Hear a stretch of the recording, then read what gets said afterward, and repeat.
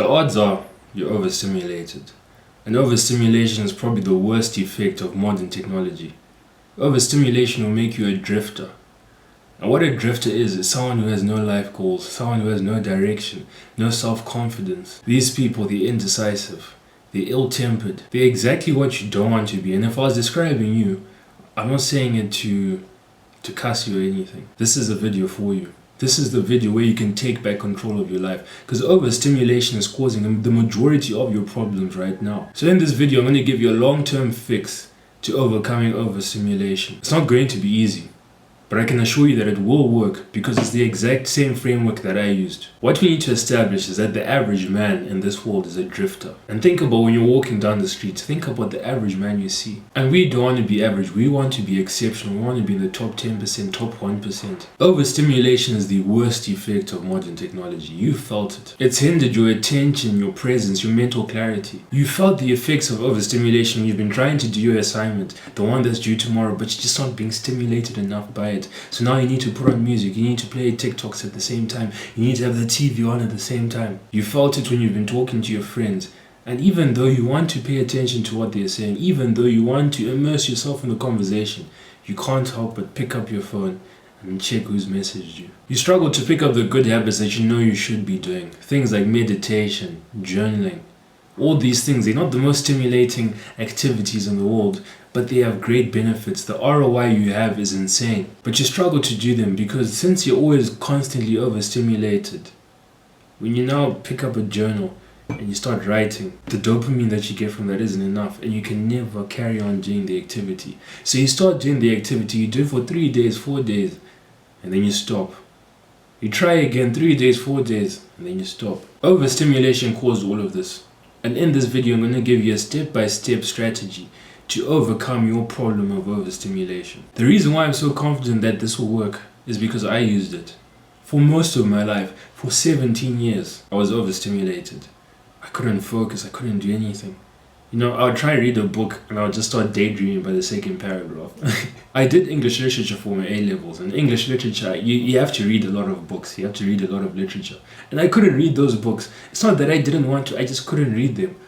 Obviously, I'd read through them, I'd go through every page, but I got nothing from them because I was suffering from overstimulation. So now, whenever I tried to read, it just wasn't enough. I used to have screen times of 14 hours a day. When I think about those times where I had screen times of 14 hours a day, I spent my days doing nothing. I'd be on WhatsApp for 5 hours, I'd be on TikTok for 3, Instagram. I was constantly overstimulated. Now, fast forward 9 months. I can literally read for 2 hours straight without even having the urge to go on Instagram, without having the urge to go on TikTok. I don't even have TikTok on my phone. My presence, my mental clarity, my attention, they've 10x'd.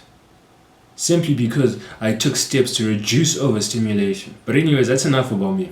I have overcome overstimulation, and I want you to do the same.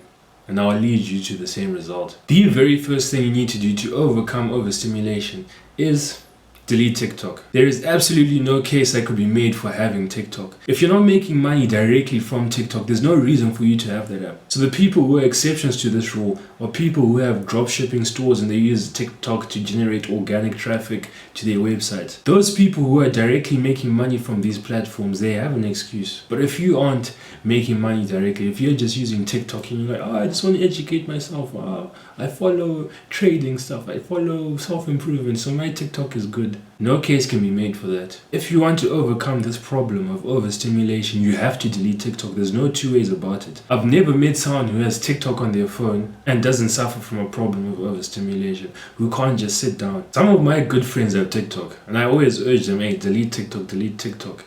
And those same friends, I struggle to read for more than 30 minutes. And I'm like, of course you can't read for more than 30 minutes if you're spending even 10 minutes on TikTok. The worst part about TikTok is that it's extremely short form content.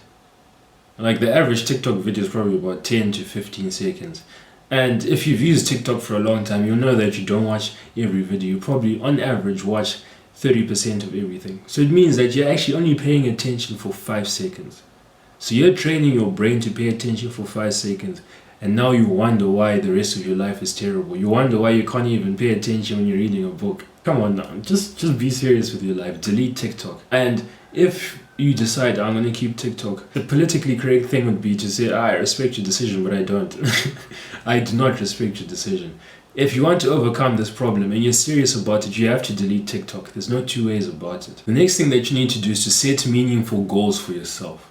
The reason why this is so essential is because once you take the steps to eradicate things like TikTok, you reduce your screen...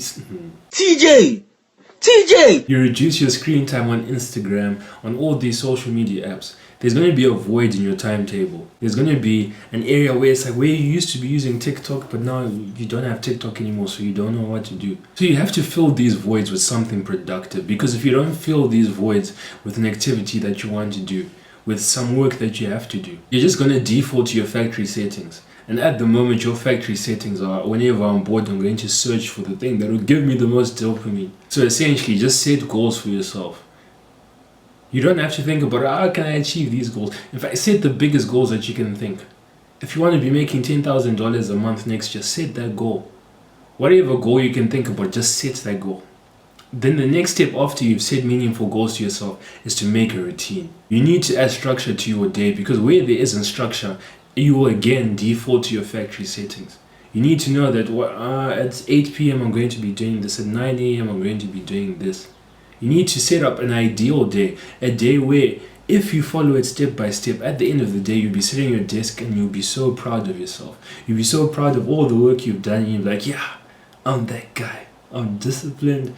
I'm not necessarily motivated, but I still do the work. I still put in the hours. You need to set up a routine, a timetable where every single day you are doing something that propels you towards your goals. Something that gets you one step closer to the destination that you're trying to reach. So I have my timetable. My timetable is actually my wallpaper. So I don't know if you'll be able to see it, but you can just see how in-depth the things are. This is how seriously I take it. I don't even want to open my phone. So all I do is my phone will be off and I'll just tap it and I'm like, okay, I'm doing this. The time right now is 13:45. At 13:45 I'm supposed to be eating, but yeah, the boy's working extra hard these days. Now on to the fourth part, your guidelines. These guidelines are non-negotiable. You can alter them kind of, but at their core they have to be the same. The first guideline is that no social media before you finish your work for the day, or before you've done a sizable amount of that work. And you may be saying that, I need to message someone, I need to say good morning to my girlfriend, I need to do this, I need to do that. If you're watching this channel, the odds are you're like me. So you want to be more masculine. You want to embrace a masculinity that's been stripped from you your whole life. And what do we know about masculine men? For masculine men, their purpose is their priority. Their purpose comes before everything. So if you desire to be more masculine, you have to act like a masculine man. You have to put your work above everything. So that means you're going to make sure that you've done your work. You're going to make sure that you've made a step towards reaching your goals before you even message other people. And fair enough, there may be some exceptions to this rule, you need to message someone because you're doing something in the morning. You need to check up. But most days, 99% of the time, you don't need to check up on someone. If you message your girlfriend at 11 p.m., if you message your girlfriend at 11 a.m., don't message her at 11 p.m. If you message at 11 a.m. after doing your work, that won't negatively affect the quality of your relationship. She should be able to understand that, my boy is working. He's doing all his stuff. He's a masculine man, so he's going to be focused on his things. So I'm going to say this. I'm not going to put too much emphasis into it. But if you want to overcome overstimulation, you cannot use your phone. You cannot go on social media before you do your work for the day.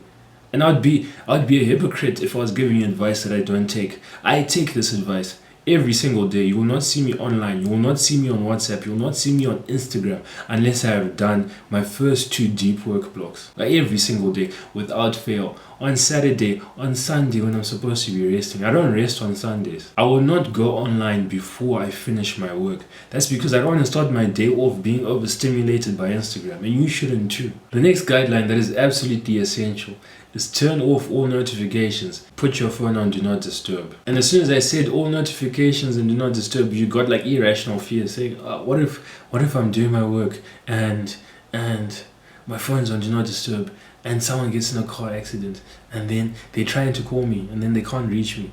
If that's happened to you, I'm deeply sorry. But the odds of that happening are extremely low. Extremely low. Up until this day, has that ever happened to you?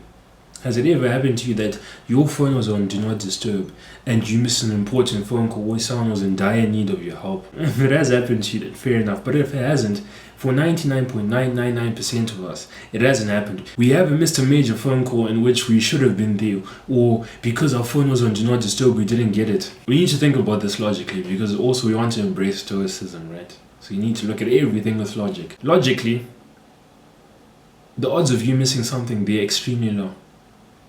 You probably, if you turn off all your notifications and put your phone on Do Not Disturb, you won't miss anything. You may come to the conversation 30 minutes later and you may miss the brunt of the conversation in your WhatsApp group chat. But that's all.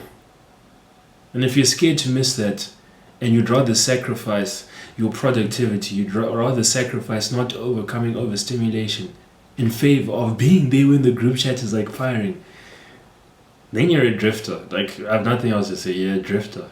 And you deserve to be a drifter. The next guideline is spend no more than 1 hour on social media a day. To be honest, you can do everything you need in that time. Another bonus tip with apps such as Instagram, if you have TikTok and you're doing dropshipping, YouTube, only use these apps when you're producing something, when there's something that you need to post. So if you have Instagram, only go on Instagram with the purpose of, I'm going on Instagram and I'm going to post a story. I'd be lying if I said I follow this all the time. But I always try to keep it in mind. In fact, I always keep it in mind. I'm only going to go on Instagram if I'm doing something, if I have a purpose. So most of the times my purpose is like, I'm going to reply my DMs. And I go on Instagram and there are no DMs. And the last and final piece of advice I have from you is you should only be being stimulated from one source at a time. You think that this is self-explanatory, that I should only be focusing on one thing at a time. But you know, people are so weird these days. When I say people, I probably mean you. You are weird. You know the average thing that people do, and some of my friends do it, and it disgusts me to see people doing it. They'll be watching football on the TV, and then they'll be on their phone on Instagram, scrolling on Instagram. And then they'll also be listening to music. They'll be getting stimulated from 20 different sources at one time. And then people will be like, why can't I read for 5 minutes? Why can't I read for 5 minutes? Of course you can't read. So, if you're watching TV, then watch TV. Don't scroll on TikTok at the same time. Don't try to do random things at the same time. If you're on Instagram, only go on Instagram.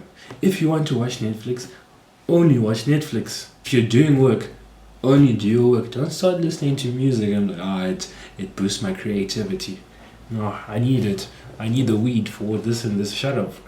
So that's it for this video. And I can guarantee that if you follow this step by step, it'll work. And if it doesn't work, it means you didn't follow step by step and you're being a stupid drifter. Okay, I'm sorry for the violence, but I'm not really sorry. So if it doesn't work, you didn't follow this advice. Subscribe, leave a like, and turn post notifications on. It's a win-win for both of us. Cheers, gents.